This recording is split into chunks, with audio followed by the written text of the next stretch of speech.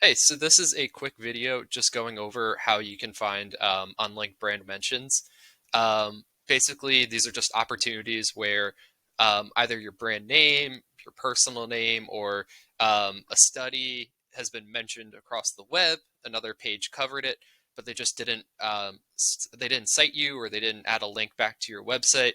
I find these are the lowest of the lowest hanging fruit when it comes to link building. And in most cases, specifically when it's a brand name or if it's your personal name, the person you're reaching out to is usually very receptive to adding a link, as long as you just explain why you're reaching out, what the reason you would like to have the link attached, who you are, and usually it has a much higher success rate than say going after like say if you were just like pitching a guest post or if you were just trying to do a link exchange. Usually brand mentions, in my opinion, have the highest success rate. So if you wanted to find these pages, there's a couple of ways to go about them. My preferred way is to use the Content Explorer tab. So in this case, we're just going to come here and enter our brand name in this case. You can do multiple searches, but for in this case, I'm just going to stick with the generic brand name. So once you have the name searched, you're going to want to come down here to highlight unlinked. You're going to want to copy the domain name, come back. I just copied .com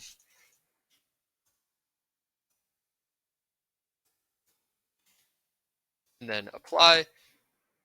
I will, let's see, one page, exclude home pages, exclude subdomains. In most cases, I would exclude the home page, but just to get more results, I'm just going to keep it as is. Obviously, we're just going to want to go after English. And I find in most cases, it's going to be a little bit trickier to go after older results.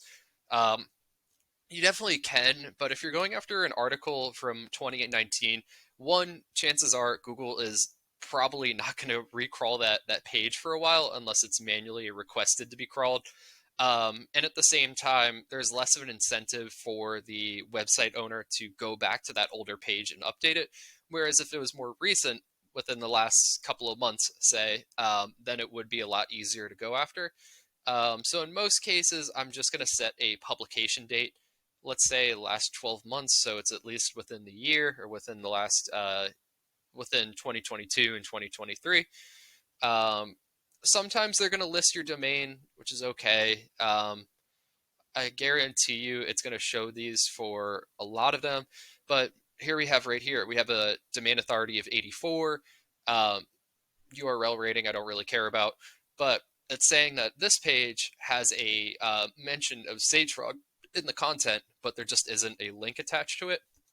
So this would be a perfect example of something I would want to go after. Obviously, using this method, I find that there are a lot of false flags. And as you can see, in this case, they do actually have the link attached here. So this is something that we would want to ignore.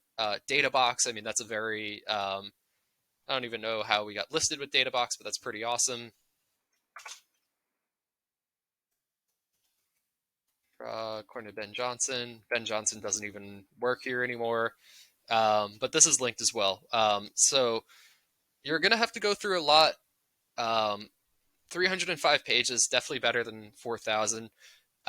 There will be some false flags, but it will be worth it just to go through each one, make sure that they do have a link in there somewhere, whether it's a homepage to a blog article, whatever it is.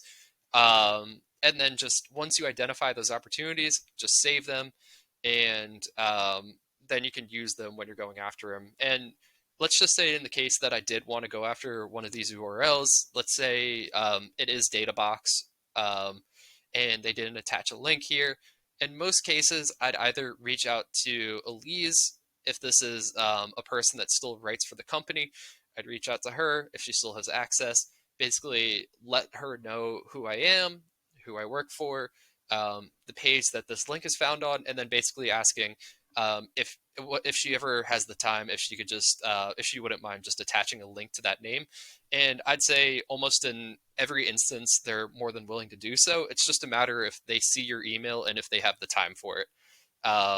So that's one way to find these. Another way, which I find is easier, and I have access to more, it's easier to sift through these, is to use the news tab through Google. So we're going to have a few of these. We're going to have press releases. We're going to have articles that mention us. I mean, 2013, that's not something I really want to go after. But 3 weeks ago, what is an integrated marketing campaign? This seems like a good good opportunity. Domain authority of 89. We like that. So then basically we'd want to see here. I could either scan the page or I could use Google search or Ahrefs toolbar, and this will tell me if there's any links to SageFrog found on here. Okay, so they link to our marketing mix report, and then they also link to our homepage, which is great. Also, do follow. We like that. So yeah, I would basically just come down this list, just look at the articles, how they mention them, and if there is a link attached to it. I would love to check out the Philadelphia Inquirer. This would be a great opportunity, but I bet you they're going to hit me with a, yep, there it is.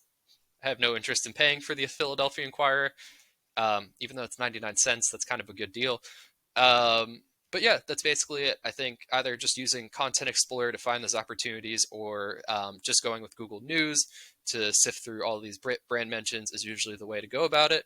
And the outreach portion is usually pretty easy. Just mention who you are, who you work for, and just ask if they have the time to go after a link. And there's nothing really you're pitching either. It's just you're, the assets are already there. You're just asking if they can attach a link to it in the first place. So that's all I got. Hope you found it helpful. And if there's anything else, just let me know in the comments.